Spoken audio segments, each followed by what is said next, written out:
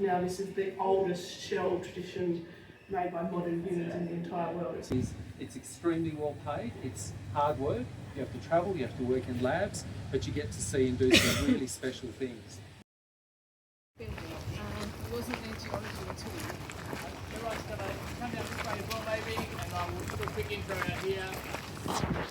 Actually already that's 2 points of study as a credit when you enrol. So as I pointed out before, one of the great things about being at a research intensive university is that you're actually working with people who are actual researchers, who are doing live projects. And this rather decrepit looking building is actually one of the things we're most happy with in recent years. We're actually developing this site as an experimental site as well as a research site as well. So I'm going to hand you over to a couple of researchers in a second, and I'll be here afterwards. So if you have questions about the undergraduate program and all the rest of it, I'll be standing here, so no rush after that. So take your time, find your own adventure in there a little bit. This is Professor Peter Venn, Dr. Fiona Hook, and there's other archaeologists in there, Wendy, who you might have met at the desk before, and they're going to show you and talk a little bit about some of the projects and stuff that are happening here. So just, I'll hand over to them and I'll be here afterwards. Thanks for coming down and doing the tour as well. My name's Alistair Patterson. You can catch it at the start, so you can contact me about archaeology after open day at any stage. Happy to talk. Peter. Thanks, Al. It's wonderful to see everyone here. I'm Peter Venn and I'm an archaeologist. I've been here on and off since the late 70s. My big project at the moment is working right through the Ningaloo area, through the Pilbara, out to the Western Desert. And we're actually looking at some of the earliest evidence of people in the deserts of Australia, going back 50,000 years ago, but also looking at things like rock art in the Kimberley, right through to the most recent period, a couple of hundred years ago.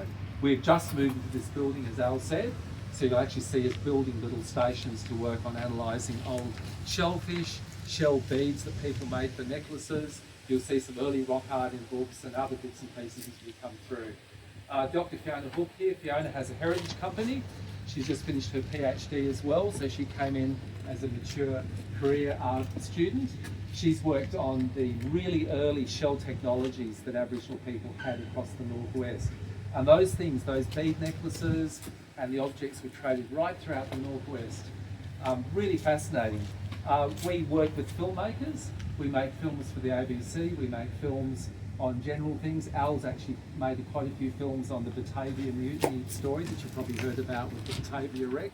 So archaeology, what we do, covers everything from historic and colonial right through to early Aboriginal history and archaeology in Australia, and then sometimes something even earlier. But let's all come through. Let's have a look at a couple of working labs, and we'll have Fiona and a couple of other people tell you about what their artefact sites look like, how old the material is. And I just have to say, as a genuine pitch before we all come through, there's a serious shortage of professional archaeologists. Even though we train lots of honours students, we have hundreds of people come through nationally, there's a shortage of at least 100 archaeologists in Australia right now.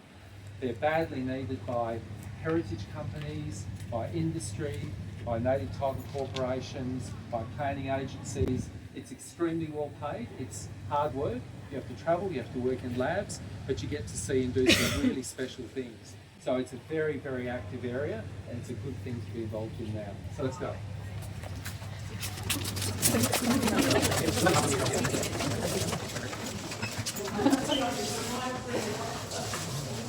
So we'll just fill that nice and safely, then I'll take you as you guys come in.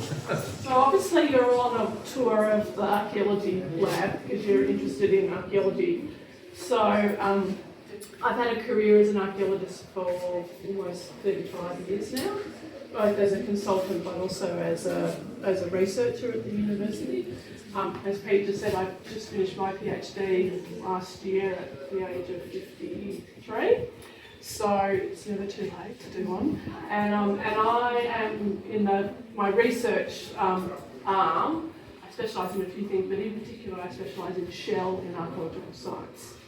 So that's the use of shell as food, but also as raw material for making making tools or useful objects out of, as well as making bling, as in jewellery, because we all love shell jewellery. And people have for a very long time. It's a constant thing.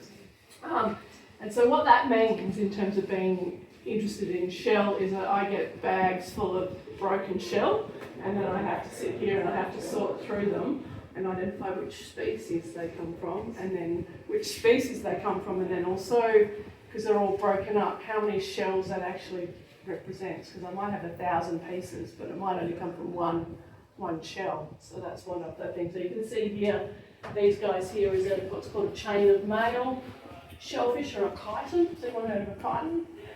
Anyone eaten a chitin? So they're a little bit rubbery. They're a little bit like abalone, but they're only about that big. But Irish people used to really like eating them for some reason, and we've got all different. This is all the same species. This is, and then we've got fragments. We've got the bowels in the middle, and then we've got the ends, and I can now calculate. So noisy.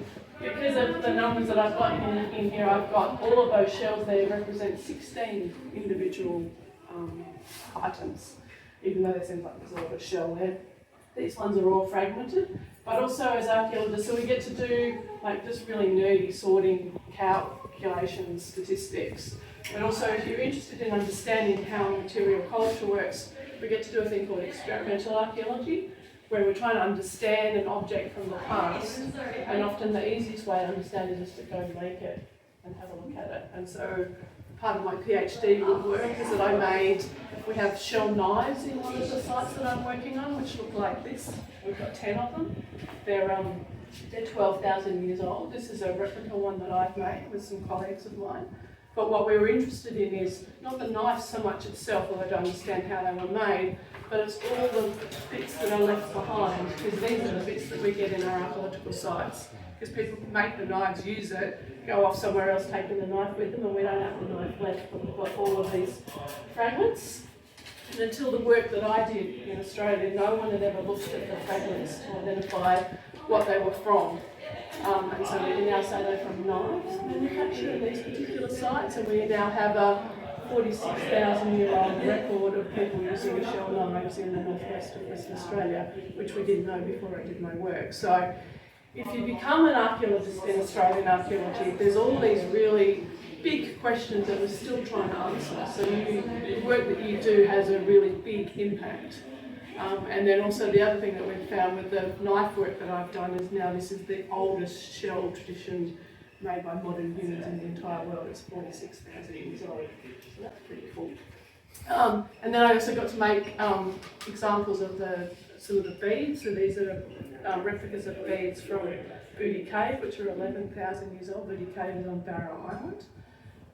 And we wanted to know how they were strung in different patterns, because they're tapered. So were they all strung, kind of, I don't know if you can see those patterns, but there's a poster on the wall that explains it. But then we wanted to know, if you wore them on a necklace and you were wearing them all the time, how do the ends wear when they're rubbing up against each other? Are they in different patterns? And so that work showed that yes, they do. And we can now look at them. Any beads we find in the future under a microscope, I can tell you how they've been worn and how they've been strung on a necklace. Over behind you are a whole lot of stone tools, kind of some of the types that we find in archaeological sites in Australia.